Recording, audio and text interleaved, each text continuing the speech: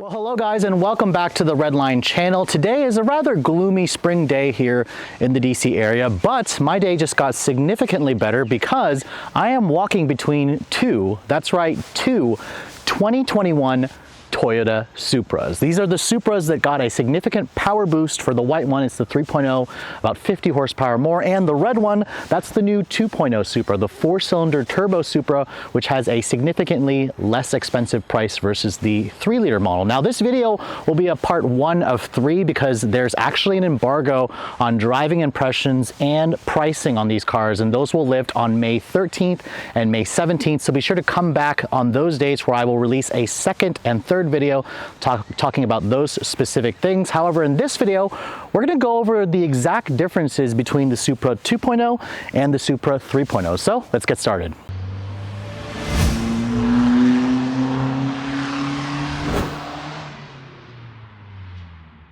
So as you can see, the Cayman is kind of creeping in the background, almost like it's saying, what the hell are these two rebadged BMWs doing in my driveway? But to get started on the differences between the Supra 2.0 and the Supra 3.0, let's take a look at both of these cars parked side by side, because it's pretty cool to have two 2021 models parked in the driveway, and you can really see all the differences. Obviously in the front end, the cars are identical. They have the same identical 6-point full LED headlights with LED daytime running lights and turn signals.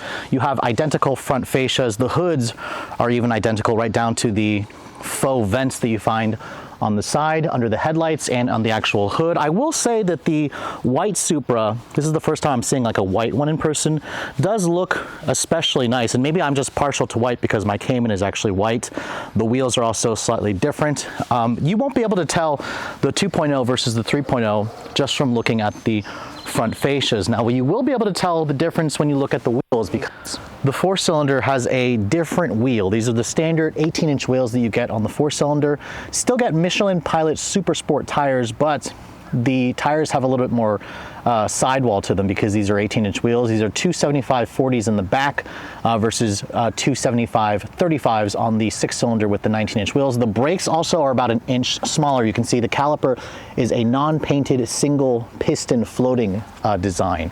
Same thing when you look at the front of the vehicle, which definitely makes the Supra 2.0 look a little bit more pedestrian, because when you look at the 3.0 Supra for 2021, Toyota is still giving you the 4-piston Brembo fixed calipers, but now Toyota Supra is now written on the actual caliper. It makes it look a little bit more distinctive. The back also has like a red painted caliper as well, but it's not a 4-piston fixed like it is on the front. The braked rotors are about half an inch bigger with the 3.0. These are 13.6 versus 13-inch rotors on the 4-cylinder model. From the rear, you can see the only difference you're going to be able to notice are the exhaust tips. The 2.0 has kind of like a polished dual outlet, whereas on the 3.0, you have a brushed look to the outlet, which for me, both of them also look good. It's really just going to come down to your taste, but let me fire them both up and you can hear how they both sound.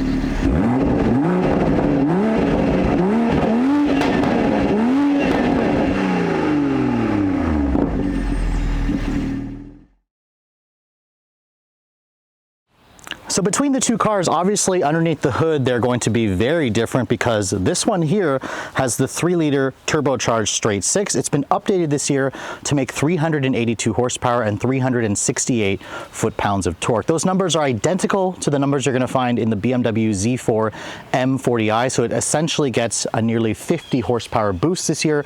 Torque is like a 3 pound-feet boost in terms of the torque output. It also goes out through an 8-speed automatic transmission. Rear-wheel drive is your only option. The Supra 3.0 has a limited slip mechanical differential. So this is the one you're going to want for, those of you who want to do burnouts. New this year also are these new aluminum strut tower bars that connect the front of the chassis to the suspension component. This is going to help to stiffen up the front end. Toyota also says they've improved the handling, they've adjusted the shock, damping, and the steering for the 2021 model year. Fuel economy for this model is around 22 in the city, 30 in the highway. It did go down like 1 mpg versus the 2020 model. This one also weighs around 3,400 pounds. Now in contrast, you can see there's a lot more room underneath the hood of the Supra 2.0. That's because underneath the plastic here is the same BMW sourced 2-liter turbocharged 4-cylinder that you find in something like a BMW 330i or a BMW Z4 30i S-Drive. Now this powertrain is also turbocharged, it's got direct injection, it's got variable valve timing. You can even see there it has BMW spelled out on the ignition coils. This engine makes 255 horsepower and 295 pound-feet of torque. Those are pretty good numbers, especially the torque figure. That's a very healthy number for the torque figure. It all goes out through, again, a one-choice only 8-speed automatic transmission. There is no manual transmission available, sadly, on either of these cars. So Toyota, I really hope you consider adding a manual in the future, especially to the 6-cylinder, but either one of these engines. Now the beauty about the 4-cylinder is this engine weighs or makes the front end a lot lighter, and it weighs around 200 pounds less versus the 6-cylinder model. So this one sits, it's around 3,181 pounds, so it's relatively light. It's actually the same weight as the Cayman that's parked in the garage. Now Toyota says you'll get to 60 in around 5 seconds for the Supra 2.0, and fuel economy hasn't yet been announced, but the Z4 with this powertrain gets 24 in the city, 32 on the highway. I would suspect the Supra would get pretty similar MPG figures. But as you can see, we are now inside the 2021 Supra, and the specs in here haven't really changed. You have around 38 inches of headroom and about 42 inches of legroom. Remember, this is only a 2-seater car, unlike the previous generation, which was technically a 2+2. It had these very small back seats. Taller drivers, basically over 6 feet, you may be a little bit cramped. The Supra is not the best if you guys are looking for the more space. Surprisingly, the 86 actually has more room versus the Supra on the interior. But looking at the rest of this cabin, I wish the Toyota had added some more color choices. You still only get your choice of this black interior, but I do like the extra options for the seats. You still kind of have the identical carbon fiber here with the piano black plastic trim. For 2021, all Supras get the standard 8.8-inch touchscreen display. So if you guys were looking for the bigger display, the 6.5-inch was discontinued this year, which I think was a good move for Toyota. Starting up the 4-cylinder, you can hear it definitely doesn't have the same straight 6 snarl. The sport button is still right here, so let's push that.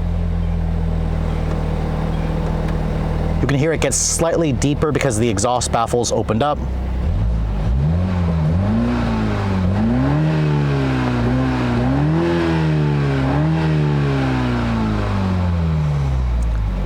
Yeah, I have to admit, the 4-cylinder doesn't sound as good as the 6, and it makes slight crackles and pops, but yeah, this is definitely going to disappoint you if you guys have driven or heard the 6-cylinder prior to hearing the 4-cylinder. The door has the same solid kind of funk sound. This is, again, remember, a European car. It's a BMW Z4 underneath, but other than that, the rest of this cabin is pretty much identical. You're also going to be able to tell that this is the 4-cylinder when you go into the configure your individual. So when you configure your individual sport settings here, on this 6-cylinder, it gives you an adjustable damping suspension. So you get either a normal or a sport damper. On the 4-cylinder, you just have fixed dampers. So all you can alter is the steering, engine, the transmission. That's going to, again, improve or make the ride quality stiffer on the 3-liter model versus the 4-cylinder is just kind of like a fixed display. You also lose the wireless phone charger that you get with the 6-cylinder. It's not available on the 4-cylinder, so instead you have a slightly different look to the bin over here. The seats, I find them to be still a little bit constricting. If you guys are wider frame, you're not going to find these seats very comfortable. You almost feel like you're sitting on the seat rather than in the seat. And for those of you who have actually driven a 2020 Supra or a 2021, whenever you drive with the windows down in this vehicle, there's a really horrible wind buffeting above 40 miles an hour. Toyota also hasn't added anything to the side of this vehicle to kind of fix that, like a vortex generator. There are some things that you can add from the aftermarket, but sadly, there's nothing that I'm seeing here from the factory. So when we go into the part 2 and 3 of the video, I'll talk about if the wind buffeting was fixed. It's a really annoying noise, and it makes driving with the windows down in the Supra almost unbearable for some people. Another key difference in the 6-cylinder and the 4-cylinder are the side mirrors. You can see the side mirror has a matte black finish on the 6-cylinder versus on the 4-cylinder, it has a gloss black finish, which to me, I think the matte black may look a little bit nicer, but it's very subtle differences. You still kind of get the fake vents on the hood, on the side of the door panels there, just like on the 6-cylinder model, and along with some of the fake vents that you find underneath the headlights. The front fascias of both cars are practically identical. All right, so for the moment you guys have been waiting for, I am driving inside the 2021 Supra with the 2.0 turbocharged 4-cylinder engine. The 4-cylinder turbo Supra that we all knew was coming because it shares a platform with the BMW Z4. I've been looking forward to trying out another engine option in the Supra for a long time, and I bet you guys are so aching to hear how this thing drives. Well,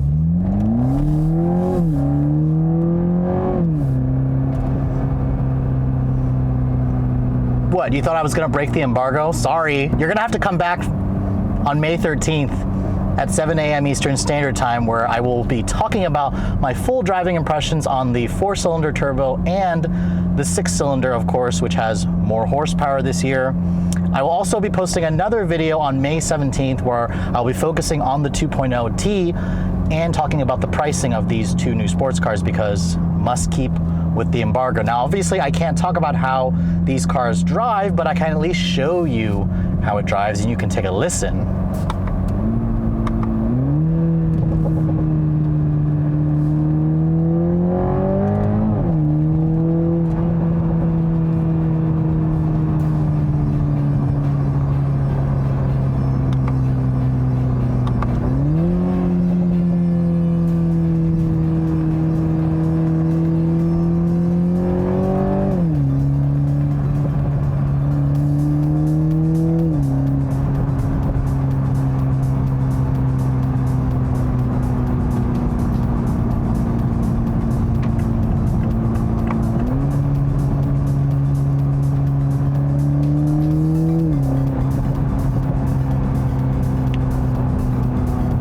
Sorry, that's all you get. Come back on May 13th at 7 a.m. Eastern Standard Time, and we'll talk about how this car drives. So clearly, guys, the differences between the Supra 3.0 and Supra 2.0 are pretty subtle, and really you're gonna have to have a sharp eye to see all the differences. The two cars look identical, and unless you can tell the differences between the wheels, between the interior, nobody's gonna really know that you have the 4-cylinder versus the 6-cylinder Supra until you actually start up the engine on the red one and notice that it doesn't sound quite as mean. Obviously, I'm not able to talk about driving impressions for this particular part of the video, but if you guys come back on May 13th, I'll be uploading a video that has the full driving impressions, and then on May 17th, I'll be doing a video on just the 4-cylinder where I talk about the pricing of the 2021 Supra, because that's the big question here. How much cheaper is the 4-cylinder versus the 6-cylinder, and is it something that you should consider if you guys are looking to upgrade from your Toyota 86 or Subaru BRZ. But with all that said, I hope you guys have enjoyed this video with the 2021 Toyota Supras, talking about the differences between the 4-cylinder and the 6-cylinder. If you're also looking to see the latest cars I'm testing, be sure to follow me on Instagram at redline_reviews, like us on Facebook, and as always, guys, please keep subscribing to the Redline Reviews YouTube channel for all the latest reviews. Thank you so much for watching, guys. I'll catch you all in the next video.